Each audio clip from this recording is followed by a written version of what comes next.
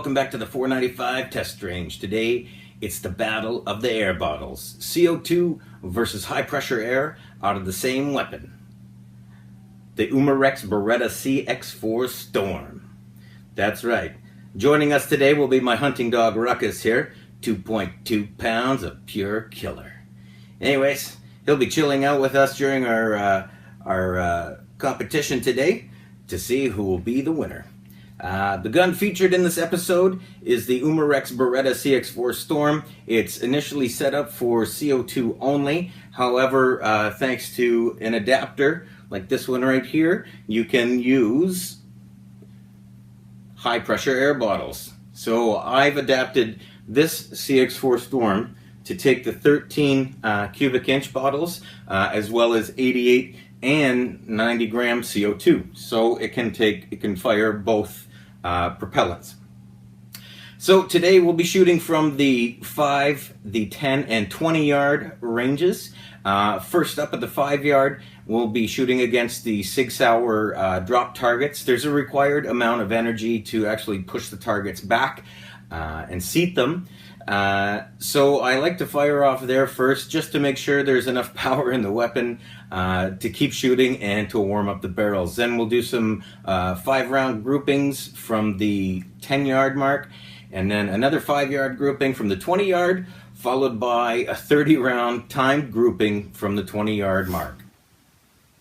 So just before we get shooting on the 5 yards here, I just want to talk about something that we're not going to be able to see while we're shooting today, and that's going to be the cost of the two gases, CO2 and the high pressure air.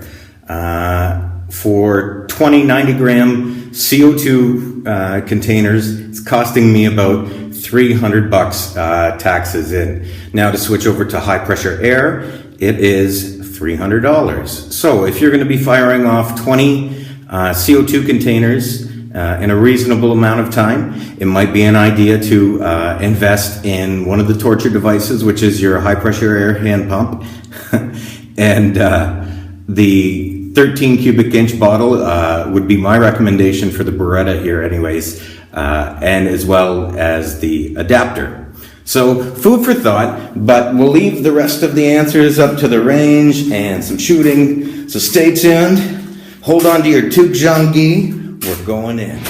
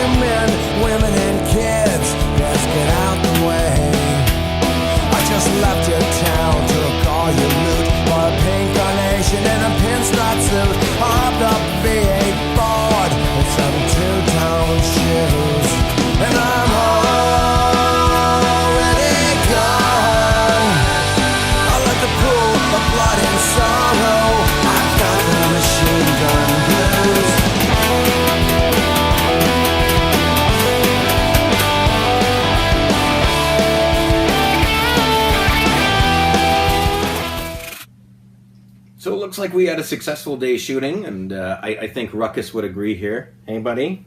Yeah, I think Ruckus would agree that high pressure air is the winner, hands down. If you look how tight the groupings are, I mean, it's clear across the board at the 10 and 20 yard marks. Also, when you consider the fact how much money is saved by switching over to high pressure air and your little torture device here, your high pressure air hand pump, you know, it wins hands down. So thanks for watching us here at the 495 test range today. If you liked what you saw, please remember to like us on YouTube, share us, comment, subscribe, and remember to stay tuned as well. In the upcoming episodes, we'll be featuring the Crossman MTR 77, which is a brake barrel nitro piston kind of AR-15 wannabe here. We'll also be talking about modding And the weapon we'll be using to mod will be the 1077. This is probably the easiest air gun to mod and to get your feet wet in the area of modding anyway. So we'll talk about the internal mods as well as a quick little external here on the mag to get your rounds going down even faster.